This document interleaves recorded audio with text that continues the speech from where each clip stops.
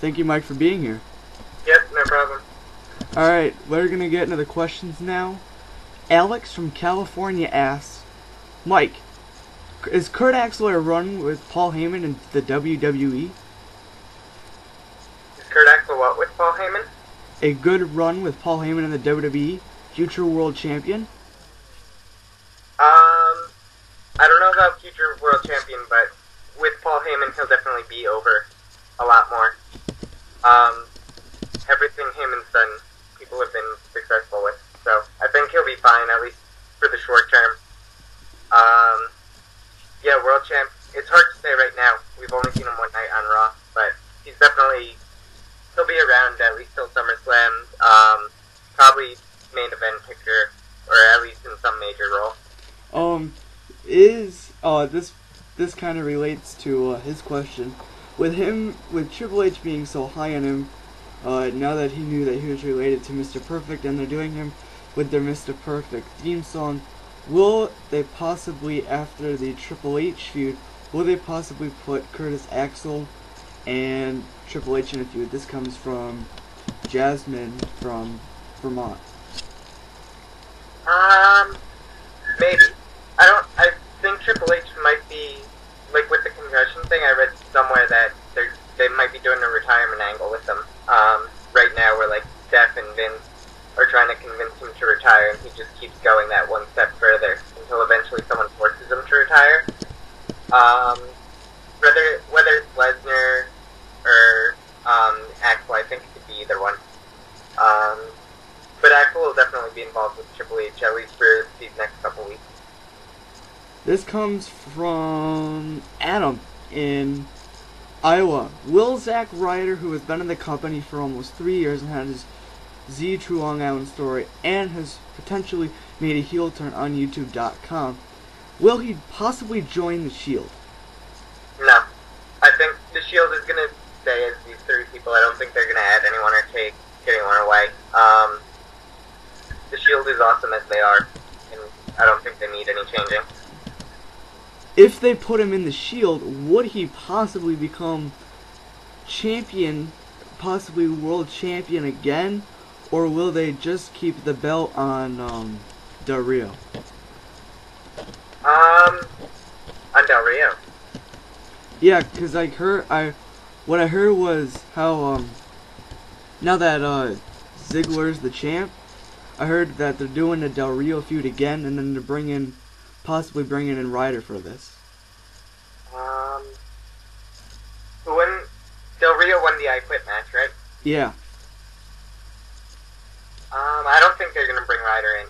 I think Ziggler and Del Rio will feud maybe for a little bit more, and then they're going to go with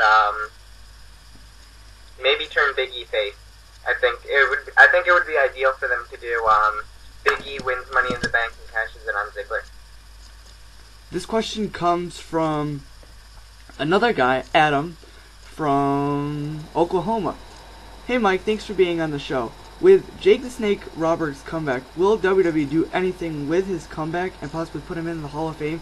And with Razor Ramones too, how Diamond Dallas Page is helping him a lot?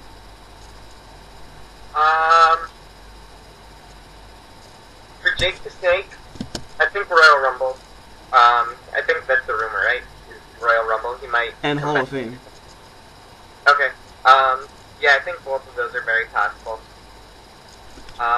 Who else? Who was the other person? Razor Ramon. No, I think Ramon's fine how he is. Is Ramon already in the Hall of Fame? I don't think he is. No, I'm not. No, he's not in the Hall of Fame. Yeah, I think just because of age. Well, I mean, also age for what's his name too? For Jake the Snake is also a concern. But I think if anything, it's going to be very minor appearances, backstage appearances, maybe Royal Rumble because it could be such a quick appearance. But I don't think anything more than a quick Royal Rumble appearance for either of them. But I mean, it's cool that both of them are getting back into the company and are both prominent figures in it. This comes from Nate in Texas. Hey Mike, I was wondering if Antonio Cesaro is being jobbed right now in the WWE. No, I think they just don't know what to do with him, because he is a tough guy to really have a good feud with. Ideally, they would bring Cassius like every single Ring of Honor fan wants. But, I think he's doing fine. His match against Kofi on main event was amazing, and his match against Orton on main event was amazing. I think he has the potential, they just don't know what to do, and they don't want to waste it. They don't want to make him look completely like crap, and I don't think they are. They stopped that yodeling thing, which really would have been the only thing that would bring him down. But he's having good matches every week, and that's really what's important for someone at his stage in his career. Hey Mike, do you ever wonder if TNA really does need a CM Punk or John Cena to compete with WWE? Yeah, absolutely they do. Because what's it called? Every single person, like every mainstream person who doesn't watch wrestling every day, they recognize John Cena.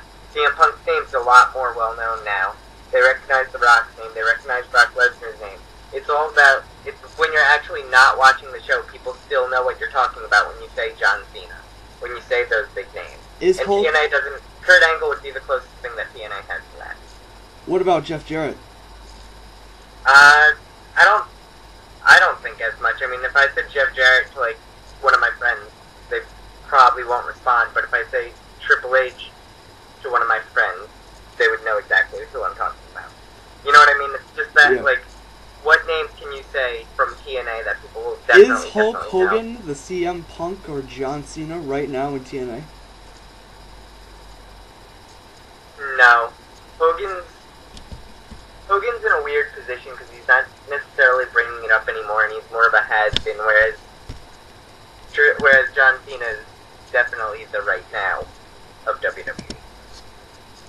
And I brought this up on Friday with you. The Christy Hemme, Austin Aries thing.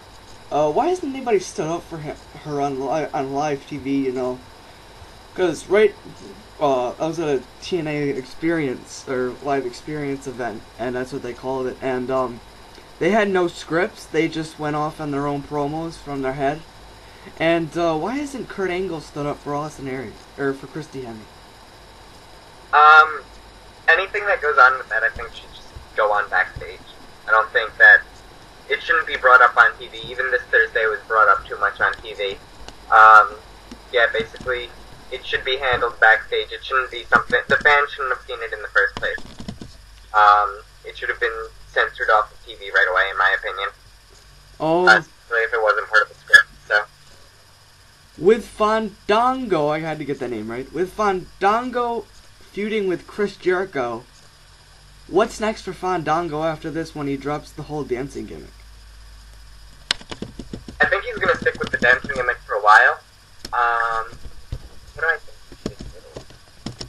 I could see him going for one of those mid-card titles. I think he will. He'll definitely have US or Intercontinental. Now, we haven't... Maybe right after WrestleMania next year, I could see him winning a title that'll definitely make him a very prominent figure. But for right now, I mean, feuding with Jericho is great for anyone, and he's doing a great job with Jericho, so I think it should be fine. Now, we haven't seen David Otunga on TV for months. He did his role movie with The Call. I don't know if you've seen that at all yet, The Call. Yeah, I saw the previews for it. I didn't actually watch it. I knew people who wanted to go see it, though. I saw it, and, we were there, and, David Otunga we were there when he was at the viewing party when David Otunga was there, and he was signing. And they had different movie previews for when's he going to be coming out, and they didn't even have posters yet or anything. They basically just had the, like, David Otunga's being featured in this movie. Now, since they didn't have any posters, they didn't have any, like promoting towards the movie, do you think he's going to be filming for, because there was about 7 or 8 movies there, they could be filming for the next 1 or 2 years, considering he won't be on TV for quite a while? I mean, the thing is, he's not that great of a wrestler, but charisma, acting-wise, he is good, and, like, even if he was in more backstage roles on Raw, that would be good for him. Yeah, I'm upset that he's not on Raw though on a regular basis. What's next for TNA after the Aces and Eights storyline? You know, this was a huge disappointment. I was listening to NoDQ.com with Aaron Rift. Have you heard of that before? Yeah, I listen to him every once in a while. Maybe, yeah, like once a month I listen to him. He was talking about, he goes, that Aces and Eights storyline was a disappointment, you know? He had Sting being inducted in the Hall of Fame the night, and then the next night he was ambushed by 7 or 8 guys in masks, and you would think that it would be Jeff Jarrett, because Jarrett's been in the company more. He basically built TNA to be that way, but then yet again you had all these guys in masks, and then they ended up having Devon, who was released at the time, was still a television champion, and they released him, but then he was going to sign with WWE, but then TNA extended his contract while he was still the television champion. And then you had Luke Gallows and mid-carder in WWE. Then you had Mike Knox, who I think was only on like 1 or 2 pay-per-views. And then you have Garrett Bischoff, who's on TV right now, but his father, Eric, is still negotiating with WWE right now, and he's kind of off TNA. I don't think Eric Bischoff's gonna do anything with WWE. It's just my opinion. Right now, there's too much of a creative difference. Alright, back to the fan questions. This comes from not Adam. I already did that question. This one comes from Kate, and she said, I don't know if you saw this or not, but what did you think of the build-up and if you saw TNA's one night only Spike TV pay-per-view? Was that the one the Friday before WrestleMania? Yeah. I did watch a little bit of it.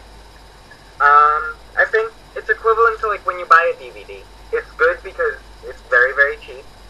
The matches on it were great. It had nothing to do with storyline. So, I mean, it's fun to watch as its own thing, and I think that's really important, and WWE could take a step from that rather than having a pay-per-view every month.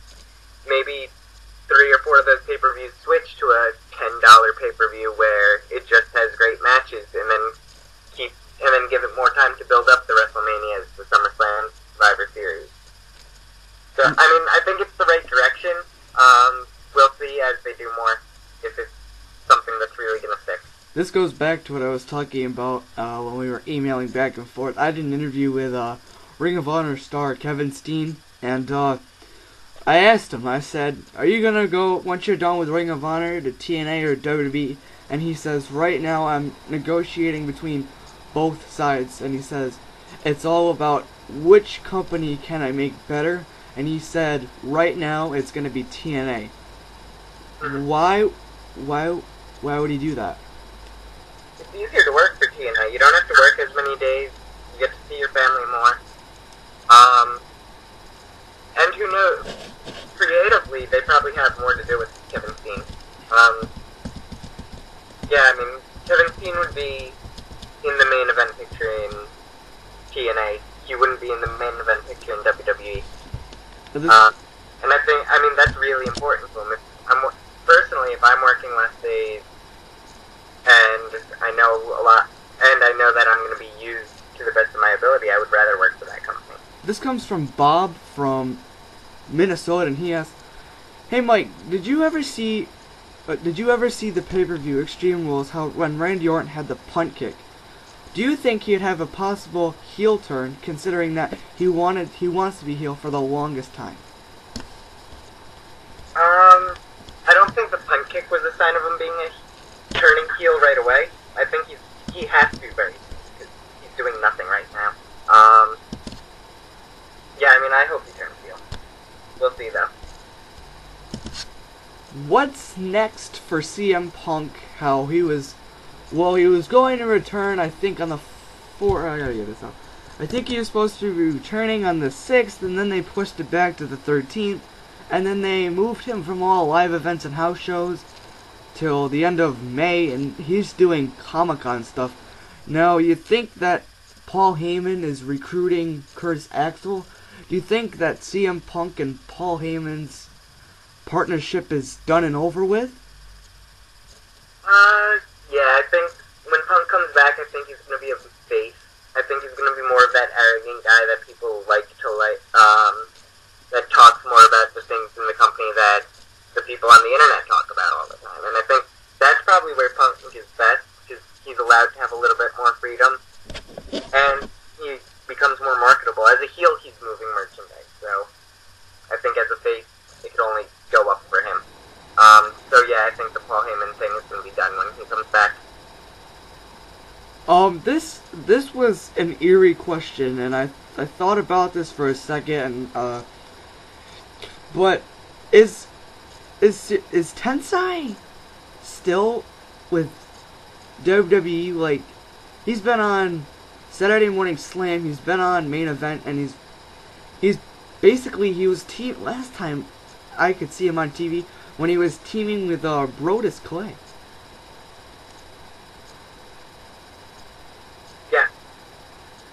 What do you mean? Is he done? Is he going back to Japan, or is he done with WWE right now? You know, I think he's going to WWE. I haven't heard anything otherwise. You bring him up as Lord Tensai from Japan, who is A-Train. You feud him with John Cena, then you cut him down to basically Tensai, and then Sakamoto got thrown into the picture, and then Sakamoto, they did kind of like a mini feud with Sakamoto and Tensai. Then Sakamoto got released last week, and then Tensai's basically just doing nothing, sitting around and getting paid in the back. Yeah, I mean, he comes out with Brodus Clay once in a while, and I think the thing is, they pushed him way, way too hard. Like, they shouldn't have started him off against John Cena, because if that doesn't work and he's not going to be a main event player, where does he go from there? And I think this is the perfect example of where you go from there. If it doesn't work, you can't be that step lower, that mid-card champion. You have to go to a dancing type gimmick, or you have to go to something that's entertaining but not necessarily good and going to keep you in the main event. And I think that's exactly what he stuck with. WWE releasing Dolph Ziggler's brother. I think he was Price. Can't think of his name now.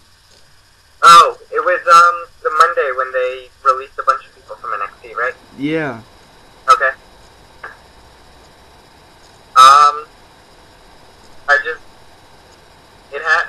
Sometimes they need to make some money, because especially now there are rumors of them bringing in a bunch of these Ring of Honor guys and these top Dragon Gate guys. And if they're going to do that, they have to make room on the card, and unfortunately, I guess he didn't make the cut. I remember they were talking about, Cassie Ohio. I remember he's in the mix there. Sandra Del Rey and Sami Callihan. Mm-hmm. There was possible, how they were gonna bring him in. Well, I know Sami Callihan's in WWE right now only because of, I was at, Monday Night Raw, and they wrestled in a dark match. It was, Sami Callihan taking on, some jobber, and, he basically crushed him. Now, with the dark matches, those are basically like tapings almost. Now, we were at a live event, and they did the dark matches, but then they put them. We were wrestling. Actually, we were just getting sit down, and they were just doing like the dark match before the show, and then we were were sitting for SmackDown, and then what they did was they there was a screw up between Sin Cara and Curtis Axel, because they filmed the Sin Cara and Curtis Axel match weeks before, or this when I went, and then they just put it in now, like last week, but then they put in Sami Callihan's match against Kurt Hawkins when nobody was like there, and like you have to look it up on YouTube, because there's like a Hulu Plus SmackDown edition or whatever, and like nobody was there, and it was just a terrible move by WWE. Yeah, sometimes I guess when they're editing, it might just run short. That's the only thing I can really think of. Monday Night Raw. 2 weeks ago, Brock Lesnar obviously destroyed Triple H's office to try to build up Extreme Rules. In my opinion, that was a waste of my $67 because it wasn't really built up and it just didn't seem like the matches were eh. And I didn't even get to watch like all of it because like I watched the pre-show match and then I missed Jericho and Fandango from doing commentary, and then I only got to see Brock Lesnar and Triple H, and then Cena and Ryback. Now, with them still leaving up the Royal Rumble poster, do you think Rock versus Brock will definitely happen at WrestleMania 30? No, I don't think Rock. I don't know how his injury is gonna be at WrestleMania 30. Like they said WrestleMania 29, Jerry Lawler even said, he said it on his Twitter, he goes, this Rock might have just wrestled his last night, time to go back to Hollywood. So he could very well be done. Yeah, and I think that's a concern, because... But it's weird because they're putting Brock Lesnar with the Royal Rumble poster, so it's weird because like if Rock just retired and they're building up the whole Brock and Rock Royal Rumble thing, Royal Rumble poster, what's that all about? Like, does that even make sense? They might. I mean, they could use that to write off Rock too. Like, I mean, I know he's injured, but they could be like, oh, he's coming back for WrestleMania, and then against Brock Lesnar would be a great way to write him off. Yeah. And it would get Brock into the main event picture.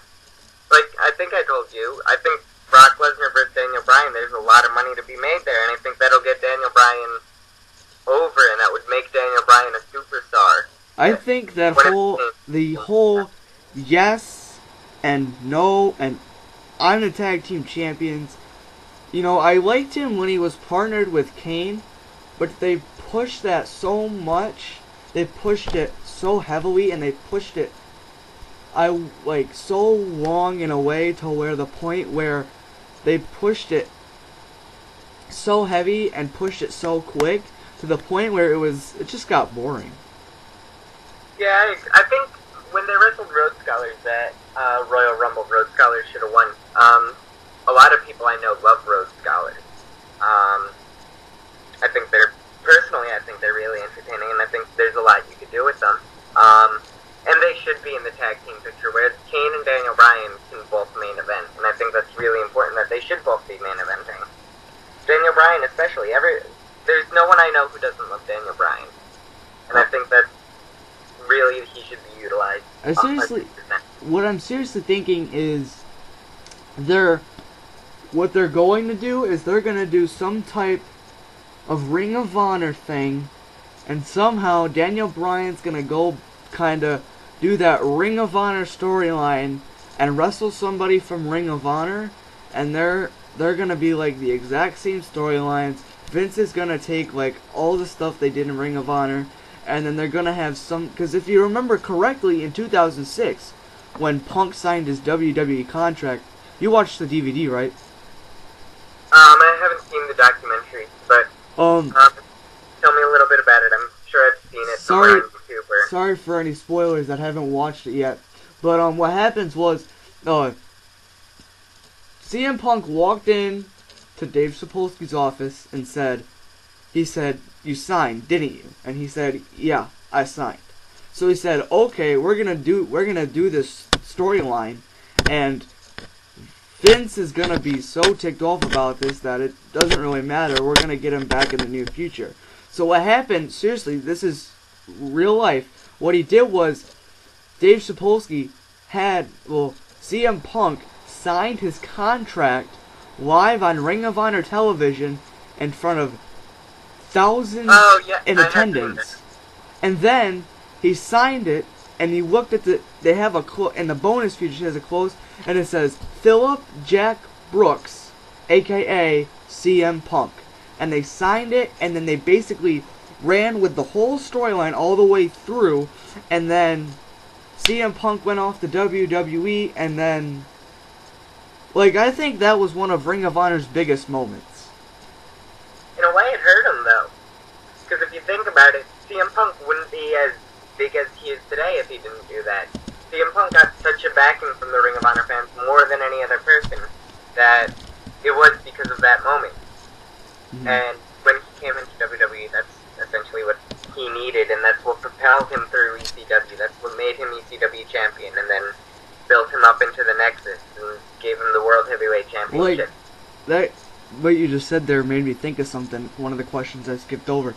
One of the worst, I think one of the biggest disappointments in storyline history was when they had all these rookies from NXT Season 1, and they basically destroyed everything. You had Daniel Bryan use Justin Roberts' necktie as a weapon, and then 3 weeks later, Daniel Bryan gets released in real life, and then he comes back, and then they had SummerSlam 2010, where they had Super Cena prevail again. They should have had Nexus win and continue with that storyline, or just end it right there and powerhouse to everyone else.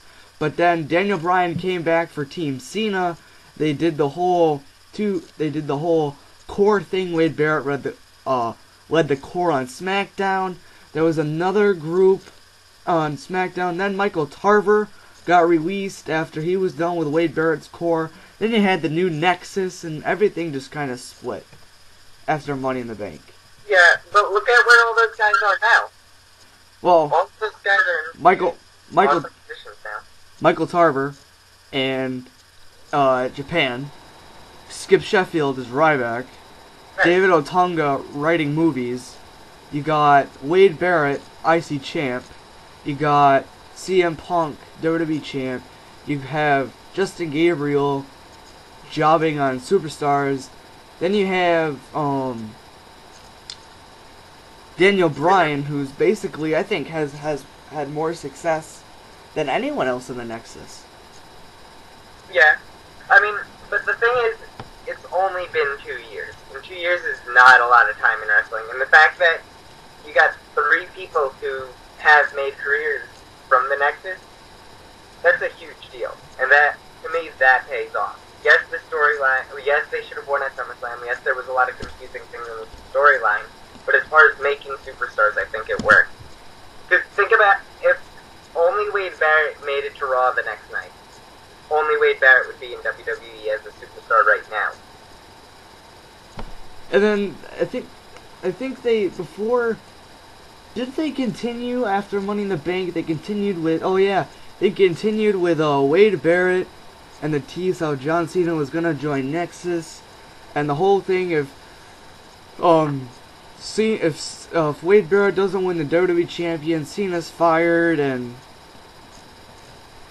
I seriously think they should have had Wade Barrett win, and I think they could still continue with John Cena being a heel today, but of course with the Make-A-Wish stuff that would obviously not happen. I mean, not only that, the thing is, John Cena doesn't need to be heel. Enough people hate him as he is. Oh yeah. You know, like, you could put John Cena up against any face in the company and it would just be just as marketable as CM Punk as a huge heel,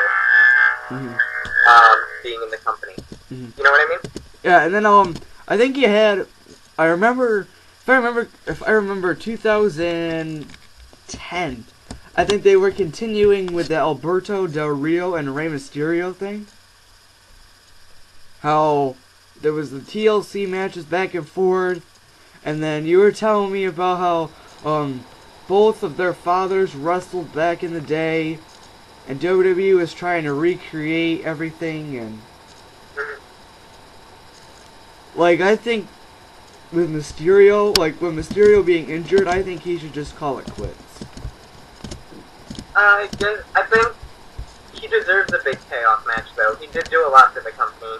I think he should have, not necessarily quit, but I think he should have his final match very, very soon.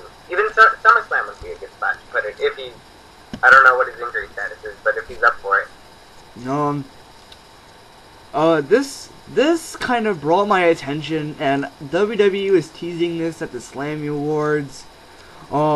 Taker versus Ryback, WrestleMania 30. I remember Triple H taking the podium, and he said, "Taker at WrestleMania 30, feed me more," and then the crowd went nuts, and then Triple H took a slammy and left, and then Ryback wrestled for a jobber match. Do you think that WWE would still do that, though?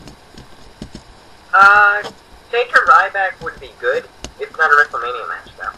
I'd see, put it on, like, Royal Rumble, or put it somewhere, because I think Ryback could get a lot from beating Taker. But you know how huge... He's not going to beat Taker at WrestleMania, though. But you know how huge, if, like, because they're talking, they're like, well, they should have had Taker retire at 30-0, or 30-0, and then basically not have him make 32-0, or 31-0, and, like, with what I originally thought, how he was wrestling on SmackDown and Raw with Team Hell No in England, then he wrestled with Dean Ambrose in England, and I think many people, including myself and probably you, thought that with Taker wrestling all these, like, Friday nights and Monday nights, I thought he was going to be full-time, so he could possibly do a feud with The Shield, but then they basically said, oh, you know what, we're just going to write you off television, we're going to let you heal up, and...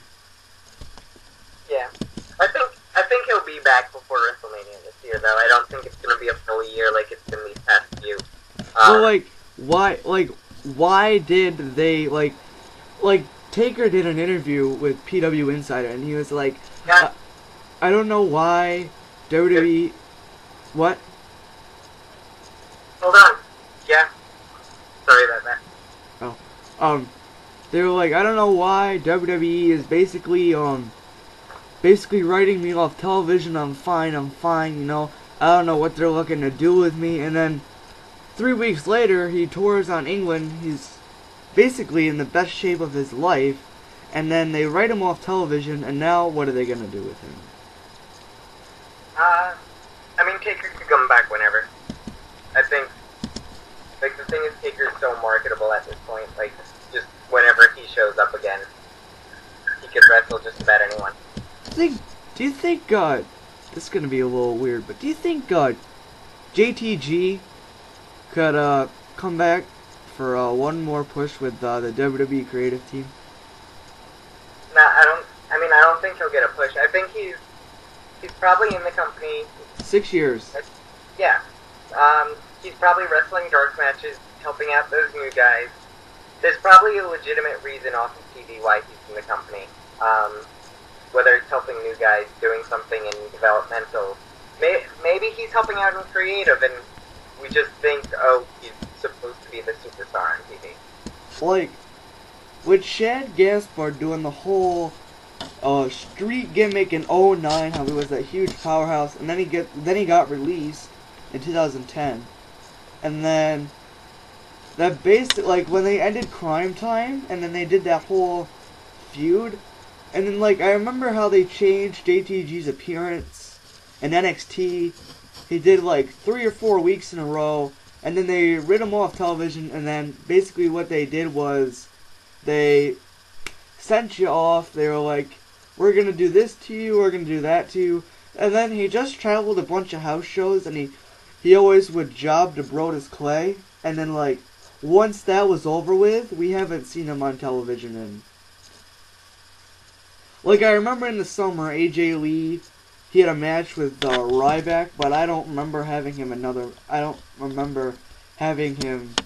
match since August 2012. Yeah, I don't think he has. That's why I think necessarily he's doing something that's not on TV. He's doing something we're not necessarily seeing. Do you think it's something huge? No, I don't think he's that marketable right now. Like, think about it. Like, if they had him, like, when we went to SmackDown, we got there wicked early at like 5, and they had superstars. You've been there wicked early where the superstars are signing autographs, right? Yeah, like outside in the parking lot. Yeah, and then they have, now what they have is they have a table, and it's I think it's like $10 to meet him, and then like $5 for a picture, and then $5. So you're really paying like $25 to meet all these superstars. So it isn't bad, because like when we went there, Yoshitatsu was there, Fandango was there, Ryder was there, and then Cena was walking in. This was when he was going through his divorce, and then they had Jinder Mahal and Ezekiel Jackson, R-Truth, and Wade Barrett. So that, I mean, pretty good lineup for $25. But I'd have to say, out of the nicest was Jinder Mahal and Wade Barrett. All right, two more questions for you. Why is Wade Barrett getting so many themes? Like, it almost seems like here's the one he just got. Have you heard his new one? Yep. Yeah. I mean, I've noticed that too. That he's like, he's had 17 themes over the past 2 years, and then what they did was they basically said, we're gonna push you, and then like with all the intercontinental stuff. Do you think like why they're giving him so many themes is because like WWE creative team is so high on UK wrestlers? I mean, I think the thing is Wade Barrett is such a good wrestler, and they're just trying to figure out what makes him work, what makes people know that Wade Barrett is coming out. And I think they're just working to find that switch that he hits, because he's great. I mean, every single match I've seen with him I get into, and I really enjoy, so I think they're just trying to find what makes him the most marketable. Were you at the September Raw? No. That was, obviously it was the one in Albany, right? Yeah. We were, oh, that was the one with, Ken and Daniel Bryan at the diner. I remember that one. Yeah.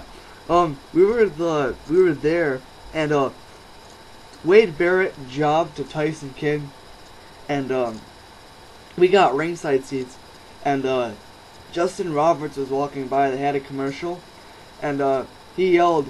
He didn't even break a sweat, and they got into like a heated argument. And I guess WWE is. This is what I heard. They're starting to finally put Roberts in some type of storyline. Like, you think about it. Justin Roberts he's known CM Punk over 17 years. He's known John Cena for over 9 years. He's been in the company since 01. I mean, everything he's done has been good. If they have a storyline for him, definitely. Why not? Your possible predictions for the Hall of Fame of 2014? So far, all I've heard was Paul Bearer and the crowd from New Jersey that night after Raw. I thought that was a joke at first, because somebody posted a memo about that, and then I had to look back, and WWE actually put that, and I think like the crowd of. Did you go to that Raw or no? No, I wish I went to that Raw. Unfortunately, I didn't. We were talking, and they were like, yeah, you know, and I think what started the whole Fandango craze was when they started chanting the cha la la la la thing or whatever, like the do do do do do do do do, and I think like WWE really thought like that's gonna be like a whole thing, but it only started to be one night, so it made feel like WWE is a shame. Cause they made the T-shirt, and the T-shirt's pretty cool. But then they had making foam fingers, and they have, and they're giving them out to WWE fans, the first 200 people that walked. And every time Fandango like does his entrance, they have to hold up the foam fingers and basically saying do do do do do. Like that was only a one night thing. I don't know, like, my friend lives in New York City, though, doesn't watch wrestling, and, like, 2 or 3 weeks later, he came up to me and was like, alright, who's this Fandango guy? People keep singing it on the subway. So, like, it is something that works, and, like, it is, like, we know the song now. Yeah. And we're talking about Fandango now, so it is something that works. I think WWE is trying to push it a little bit too hard, Okay. but it is working, and weird the way it worked, almost. Because it was something the fans strictly created, and the reason why it's not 100% what it could be is because, like you said, WWE is trying to take it from the fans. It's like when your mom tells you that something's cool, well, like when your mom tells you something's cool, it's automatically not cool. You know what I mean? Yeah, like, they were, last year we were talking, and, well, there were people behind us, and they were, chanting, Snitsky or whatever, and, I guess there had to be some type of reporter behind us for WWE or something, because there was, I was looking at the Twitter feed, and they were like, New York fans are chanting Snitsky, quote-unquote, return, question mark. Like, those were only 2 people. It wasn't the whole entire stadium. There's only 2 people. As for millions and millions of people to see, it was... Yeah, I mean, that's how rumors get started, though. It's something that people think is a joke, and then it just snowballs into, wait, if everyone's chanting for him, maybe he is coming back. And then... Like the RVD thing, I'm not buying. I think that's just a lot of fans saying RVD might return. Although, WWE did post a picture of Brock Lesnar, RVD, and CM Punk, and it was on the WWE app, which they promote way too much. And then they had that, and then turns out it was Curtis Axel, aka Michael McGillicuddy. Yeah, but I mean, that's WWE knowing that that's what we think is going to happen, so they're going to tease that, because that's what brings up that anticipation, that excitement. Like, if I see that picture of RVD, I'm going to watch to see if RVD is going to return. And then... So, like, it's WWE messing with what we're creating. But, what really makes me laugh is, how WWE creative team is. Like, did you go back to, did you go backstage for the Monday Night Raw thing at WrestleMania or no? No, I was at Access, but I didn't get, I didn't have the VIP ticket, so I didn't get to go backstage. Oh, well, I was looking at the video, and, they had, like, pictures of, like, where they came out, so, like, what it is, there's the creative team's, like, right by when they walk out, so, like, you walk through a door to the creative team, and then you walk out that door, so you can't, like, miss the door. It's like you walk in the door, you go to the creative team room, then you walk out the door to go to your entrance or go to the ring. So, like, that's where the creative team sits. So, like, they're like, someone was like, oh, this is where the creative team tells that Ziggler's gonna drop the title in a day or 2. But it's like, WWE needs a new creative system. Like, if you hire people to watch TNA, and WWE's bigger than TNA, and Ring of Honor's ratings are better than TNA, that's wicked. Like, why are you having WWE creative team watch TNA when your ratings are so much better than them? Because there is a very specific type of fan that TNA is marketing towards, and WWE wants those fans also. The thing, WWE is so successful because it has stuff for the internet fans, it has stuff for the casual fans, it has stuff for the adults, it has stuff for the kids. But if they don't know all these little pockets of wrestling, then they're not going to be able to integrate that as well. I was at the TNA live experience. It was in Vermont, and we were the matches were Mr. Anderson versus Devon. I'm not gonna list them all, but I had the photo of it. You can go check it out. I'll give it to you after the podcast is over.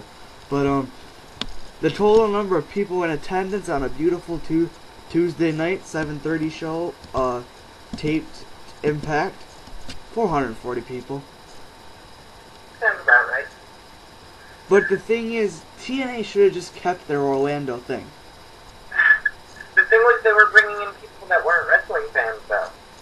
Like, people would go to that show just because they had tickets to the amusement park, and that takes away a lot from it, too. But yet again, you have wrestling fans that have never seen TNA before, but it's wrestling, so they want to see it. Yeah, but I feel unless you're as big as WWE, that's always going to happen. Like, I went to a Dragon Gate show over WrestleMania weekend. I didn't know what was going on, but I thought it was awesome. Have you been to $5 Wrestling with Colt Cabana? What was that? $5 Wrestling with Colt Cabana? Yep, what about it? You've been there before, haven't you? Yeah, I went over WrestleMania. Now, have you ever been to a WrestleFest? To what? WrestleFest? I mean, it was in the same building, so I sort of got an idea of what it was about. I didn't do any of the autograph signings, though. So, did the Shield come down in your section? During WrestleMania? Yeah. No, we sat up in the 300.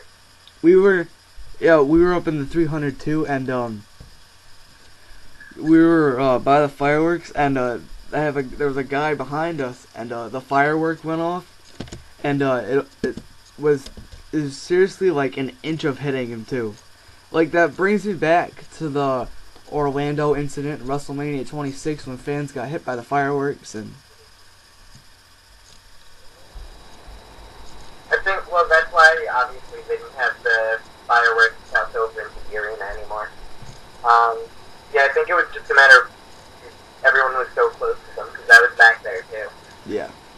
And definitely, like, you felt the fireworks get launched when it went off. Who's gonna be the #1 biggest return in 2014 for WWE? 2014? 2014. I hope Austin, but we'll see. It's probably gonna be someone that hasn't been in WWE forever, and I'm hoping that it's... Austin's last appearance. What? When was Austin's last appearance? I can't even remember the last time he was on TV or a pay-per-view. 11. Okay, so yeah, it's been... He didn't come to WrestleMania this year. It was scary because I thought that I seriously thought that because that what I originally thought was usually he drives his 4-wheeler just one time and then salutes the fans and then leaves. Mhm. So Yeah, I mean, it's been long enough now where I think they're keeping him off for a reason. You know what I mean? Like, 3-4 months, he could come back for the saluting the fans and leaving. did you see that? When it's been this long, I'm hoping for a match, or even for a storyline if you referee something, but it definitely should be more than what he's been doing. One final question for you. The what was I saying? Oh, 2000. Did you see that Jerry Lawler wrestled his first match from his heart attack on Saturday against Terry Funk, with Terry Funk? I mean, with his medical status. But I was kind of surprised that actually happened. Yeah, I was too, when I read that. I'm like, how can that be? So, if you could just hang on the line real quick, I'm gonna end the podcast, but can you just hang on the line real quick? Alright, yeah, absolutely. Alright, thanks, Mike.